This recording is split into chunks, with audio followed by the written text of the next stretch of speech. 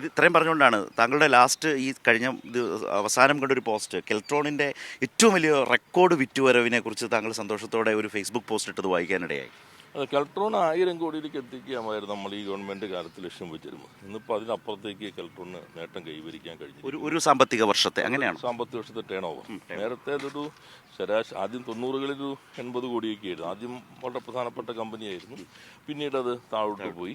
ഞങ്ങൾക്ക് ഒരു ശരാശരി 400ലേക്ക് കഴിഞ്ഞ ഗവൺമെന്റ് സമയത്ത് എത്തി. പിന്നെ 500ആയി. ഇപ്പോൾ നേരെ 1100ഓളം കോടി. അതായത് 23-24 600 കോടിയിൽ നിന്ന് ഏറ്റവും അവസാനത്തെ സാമ്പത്തിക വർഷം വരുമ്പോൾ 1000 ക്രോസ് ചെയ്യുന്ന രീതിയാണ്. ഈ സാമ്പത്തിക വർഷം 1000 ക്രോസ് ചെയ്തു. ഞാനത് ചോദിക്കാൻ, ഈ AI ക്യാമറയുടെയൊക്കെ കാലത്ത് കെൽട്രോൺ ഏറ്റവും അധികം അപഹസിക്കപ്പെട്ട ഒരു നാട് കൂടിയാണ് നമ്മുടെ സ്വന്തം. ഇപ്പൊ യഥാർത്ഥത്തിൽ ക്യാമറയ്ക്ക് ഗവൺമെന്റ് മുടക്കിയതിനൊക്കെ കൂടുതൽ പൈസ ഇപ്പോൾ വന്നു കഴിഞ്ഞു. ഈ സമയം കൊണ്ട് തന്നെ വന്നു കഴിഞ്ഞു. അതെല്ലാം ഈ പ്രചാരവേലയുടെ ഭാഗമായിട്ടാണ്.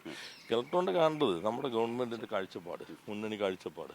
ഇപ്പോൾ അതിന്റെ ചെയർമാൻ ISROയിലെ വളരെ സീനിയർ സയന്റിസ്റ്റ്, പ്രൊജക്ട് ഡയറക്ടർ ആയിരുന്ന ആളാണ്. അതിൻ്റെ MD ആയിട്ട് ഇപ്പോൾ നമ്മൾ റിക്രൂട്ട്മെന്റ് ബോർഡ് വഴിയുള്ള വന്നിരിക്കും വൈസ് അഡ്മിറലായിട്ടിരുന്ന ആളാണ് അതിൻ്റെ മാനേജിംഗ് ഡയറക്ടർ.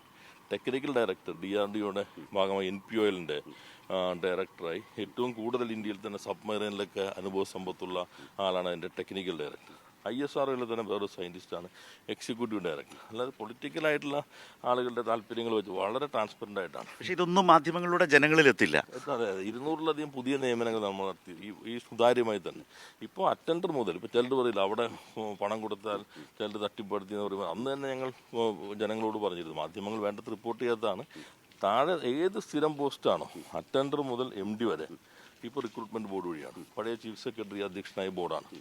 ഇതുകൂടാതെ 1 വർഷത്തിൽ കൂടുതൽ കാലം ആവശ്യപ്പെടുന്നതാണോ കോൺട്രാക്റ്റ് എങ്കിൽ അതും ഇമ്മീഡിയറ്റ് ആയിട്ടുള്ള ആവശ്യമില്ലാത്തതാണെങ്കിൽ അതും റിക്രൂട്ട്മെന്റ് ബോർഡ് വഴി തന്നെ വേണം. ഇത്തരം പ്രവർത്തനങ്ങളുടെ ഭാഗമായിട്ടാണ് കെൽട്രോണിന് ഈ നേട്ടം കൈവരിക്കാൻ കഴിഞ്ഞത്. ഇനിയും വലിയ കുതിച്ചുചാട്ടത്തിലേക്ക് കെൽട്രോൺ ഒരുങ്ങാൻ പോവുകയാണ്.